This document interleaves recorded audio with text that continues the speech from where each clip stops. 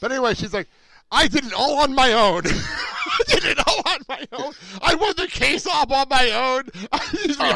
Which is hysterical. She's like, I won the case all on my own. And then she's like, oh, I pinned Charlotte all on my own. And then Dasha's like, but what about Billie Kay and Peyton Royce? He's like, who are they? I did it all on my own. And then she moonwalks away. She just moonwalked away. Like nothing happened. It was so freaking funny. I'm like, what's going on? Oh, shit. So that happened. That was fun. Yep. So that was SmackDown. That's our week in wrestling. And that was a crazy week as it was. But next week's the brand shakeup. Yes. As if we haven't had enough to talk about, we have the brand shakeup next week. So I asked you, I told you last night, we're going to have a little homework to do. We're going to go through some trades we want to make here. But I asked, because Mark wasn't going to be here, and I asked Mandy and I asked CJ. I wanted to hear their trades. Because CJ was so into the WrestleMania this week. He was so into it this year. It was so much fun to watch with him. Oh, my God. It was so much fun to watch WrestleMania with him this year. Like, oh, my God. It was the best time. Him watching Mania this year was so much fun. Because he's more into it now than ever before. And then the NXT call-ups, he was so into the call-ups because he watched NXT with me every week. So he's so into the call-ups this year. It was so much fun. But, so it's as he gets older, it's more fun to watch wrestling in his house. It really is. So anyway, so I asked him first, what trades would you make? And this is CJ. These are his trades. I wrote them down, and I'm going to hear your reaction. He wants to trade the 3 members of the Shield for the New Day. Okay. So it shows. That's fine. I can go with that. He wants Shelton Benjamin and Chad Gable to go to Raw for the Woken Hardys and Bray Wyatt. Send them all over to SmackDown. All of them. Send all of them. And he wants to trade Rusev for Strowman. Okay. That's interesting. I like that one. That's not a bad one. That's not a bad one. Mandy, she's Absolution. She's trading Absolution over to SmackDown, obviously. Right. She just wants Sonya on SmackDown. But she doesn't really care. She just wants Sonya. So she traded them for Becky and Charlotte. Okay. Which would put all the horsewomen on Raw. Okay. With Ronda Rousey. That's interesting.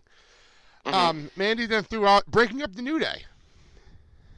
Okay. And she said Kofi and Xavier go over to Raw and you trade and you put Gallows and Anderson over on SmackDown. Okay. I like that. She said The Miz for Bobby Roode. Okay. And there's one more here which I actually had on my list. So I'll save that from when I get to mine. And then Dad, I don't think Dad understood the question. I don't think he understood the question. And I'm just going to read this exactly as he said it because it's so stupid, but I have to read it anyway. Bobby Lashley for AJ Styles. Okay. Asuka for Charlotte, which makes absolutely no sense. And then, this is the most ridiculous whatever. Daniel Bryan and Rusev for Curtis Axel and Bo Dallas. Wait, they're a tag team now? I don't know. I don't know how that makes any sense. It's dad logic. I don't know. So, we'll go back and forth here. For a trade, what are you doing? Go for it. Go for your first one. Go for it. So my first trade would be a tag team. Okay. And I would trade Sheamus and Cesaro for the Usos. Ooh, that's intriguing. Especially if they have the Bar win the title. Oh, actually, you don't have to do that right now. We could just switch them now before they have any belts on their waist. That's a good idea. None of them have. Yeah, both of them don't have the I title. like that idea. I didn't even throw the Usos in here because I figured they had a feud with the Bludgeon Brothers. That's a good one. I like that. I did my trades like a sports. I was actually like a general manager for a sports team. I had a little bit of fun with my shit, which is fun. But first, I'm going to go with the one that me and Mandy had together, which was trading Finn Balor for Rusev. Okay. For Balor over on SmackDown. I think he'd be better on SmackDown, honestly. I think he'd be better over there. But also, I included in parentheses, it says, with Aiden English and Lana. Let's put them back together and send them over to Raw. All three of them. Let's send them over to Raw. Because Lana's not doing that anyway. Let's put all that together and put them over on Raw. Let them do their thing. Let them do their thing over there, and Rusev Day could be the star of Raw. Happy Rusev Day, by the way. Thank you. Continuing on. Go ahead. I also have Finn Balor going to SmackDown. Yes. But I have him trading with Bobby Roode and bringing Bobby Roode over to Raw. That's interesting. I did a kind of a cool little You know how sometimes you have the hockey trades that are funny because they're like, this person and this person going over there for this, and this, and this, the stupid trades like that. So I did a couple of those. One's a women's one, one's a men's one. But I have Jeff Hardy and Dean Ambrose. So we go over to SmackDown. I think Dean Ambrose is better on SmackDown. I always have said that. He was his best on SmackDown by far. And then in return, you send Bobby Roode and Randy Orton over to Raw just because Randy Orton just flips shows all the time. Anyways, who cares? Who really cares anyway? Sure. I think Randy Orton uses the logic of what day you need me. Okay, I'm on Raw now. Okay, cool. See you on Monday. I'll see you Monday. Cool. Okay. Awesome. I'll see you Monday. Okay, continue. For the ladies, I have your girl Bayley. Ooh.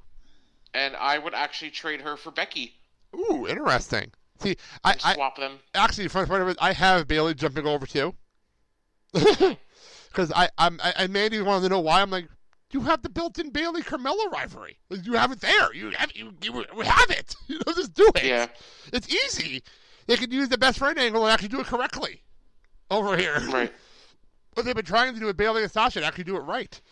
But so I actually decided I'm going to use Bayley and Absolution as a trade logic for the whole Riot Squad. Bring them over to Raw. Do things over here. Bring them over here and actually turn Sonya and Mandy face because Paige is a face and have them face the Iconics. And that could be fun. That could be a lot of fun. You know what I mean? That could be a lot of fun. Yeah.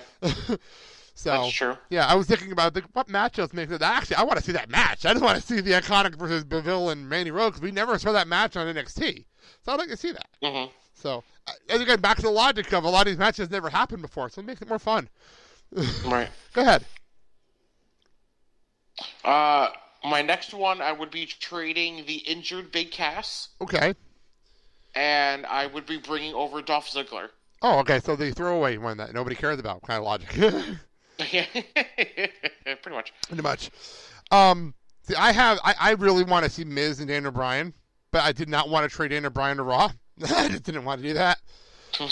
So I'm moving Miz over to SmackDown. And I'm doing the New Day breakup as well, but I don't want the New Day breakup where they're fighting. I just want them to break up and then they come back together whenever they feel like it kind of thing. They're not permanently broken up. They're just on separate shows. They can come back together on a show one day. And yeah, you can make fun stuff on the cross-brand shows all the time. But I sent Big E over to Raw. Because this is me watching old NXT lately. I'm watching a lot of. I haven't watched it this week, obviously. I have too much other things to watch, but watching old NXT lately. And the Big E Langston character in NXT is completely different than the one that showed up in WWE SmackDown with Dolph Ziggler. If you let Big E be the Big E Langston from NXT, oh my God, he could be over so quickly. Because he's a goof. But he's a lovable big guy, and he had the 5-count gimmick going on where he could beat anyone in a 5-count instead of a 3-count. Right. And it was great. That got over as a main event act in NXT. Like, it was insane. And it started slowly, and it became fun. So I can see that happening over on Raw. That'd be fun. Hey, one more. So I have a SmackDown and 205 Live shakeup. Interesting. And I would send Sin Cara down to 205 Live because I did check he's under 205. Okay, fair enough. And I would call up Hideo Itami and bring him over to SmackDown. Interesting. I like that idea. The only thing I see is they are doing this. They might be doing tag teams in 205 Live soon. And he's part of a tag team with Katira Tozawa, and they just turned heel. So it's interesting. They actually just turned Hideo Itami and Katira Tozawa fully heel over on 205 Live recently. So it's actually Tommy heel is fantastic. Like, it's actually fantastic. But I do want to know who's like. I understand Triple H is now in charge of 205 Live, and the show is a lot better because of it. But I find it funny that they're doing this feud with 3 Mexican wrestlers against 2 Japanese wrestlers. I think that's funny. Because they have the 3 Lucha House Party versus a Tommy and Akira Tozawa. And the most hilarious part is they're doing this thing and it's really heated, and they're screaming at each other, but one of them speaking in Japanese, the other one speaking in Spanish, and half the audience is like, what the fuck's going on? What's happening? That was funny. All right, call-ups. Any more call-ups? I have 2 written down here, so what do you got? Do you want both or just one? Go one at a time. So the obvious one that I'm surprised didn't happen is Almas. I'm surprised. I'm not surprised. I am very surprised Almas and Vega have not come up yet. I have a feeling they'll come up. I don't know if they're doing. I have a weird feeling what's going to happen is they're going to do a Black Almas rematch in June. And then after that, Almas will come up. Because he's due to rematch. Yeah, I can see that. That could be what's going on with that. I think that's the only reason Almas is not up here yet. I have to go with my obvious one, and that would be Johnny Gargano. Bring him up. But bring him up with Candice LeRae. And we can have some fun with that. You know, I don't know if you want to have him on this. I would put him over on SmackDown. He was my replacement partner for Shane if Shane couldn't go. He was my replacement partner for Daniel Bryan. I think that'd be great. I don't know. I think Johnny Gargano is like, everyone jokes around, he's the poor man's Daniel Bryan. Like, he's over as hell, but he's not in the main roster yet. But he could be a megastar. Like, it's ridiculous how over he is. So, be fun. Right. Hey, one more. Go for it. I honestly, I was going to say Johnny Gargano, but I decided to change my mind just for the hell of it because it's fun. And I said the Velveteen Dream. Hey, you know what? That's not even a bad pick. That's not even bad. He has gotten over. Holy shit, the Dream. He's insane. Yep. How did the Velveteen Dream become such a big deal? Like, holy shit. I don't know. it's amazing how over he is right now. So, I went with Sanity as a group. Bring them up. I'm not sure if they want to do with Killian Dane right now. I know he's been like a big deal down there. But if you're going to do it, bring all four of them up together because that'd be fun. But if you want to leave Killian Dane down there, you have the other three. And imagine the day when Eric Young was on the WWE main roster. Like, holy shit. I know, right? How did that happen? Like, how the hell did that happen? So, that's that. That's the shakeup for next week. How crazy is the fact that we just got done with Mania and now we're talking about a shakeup? I know. It's going to be interesting what they actually do. Yeah, so, let's hit the outro music and then I'll explain what's going on next week. So, here we go.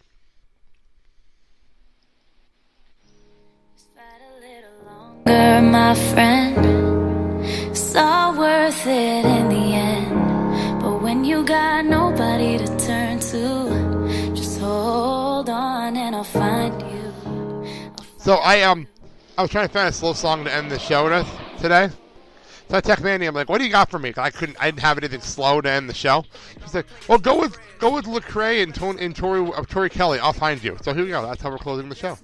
I absolutely love Tori Kelly. I'm such a fan of hers. Well, there you go. So that's it for our show today, Sal. Let's get out of here. Go for it. For more information on our show, including where you can hear our show, go to theblakeandsalshow.com, our Facebook, Twitter, and Instagram pages, and comment or leave a rating and review, and we will read it on the show. So our show is part of the Philly Boy Podcast Network. You can hear me on Clerks Minute. We are entering the final month of Clerks Minute Season 1, which is insane. When you think about it. Yes. Monday, Wednesday, Friday. Our last show officially is on Mandy's birthday on May 18th. That's our last show for Season 1. So how fitting. That's crazy how that worked out. It was unintentional, but much like everything else how the schedule laid out. That's how it works out.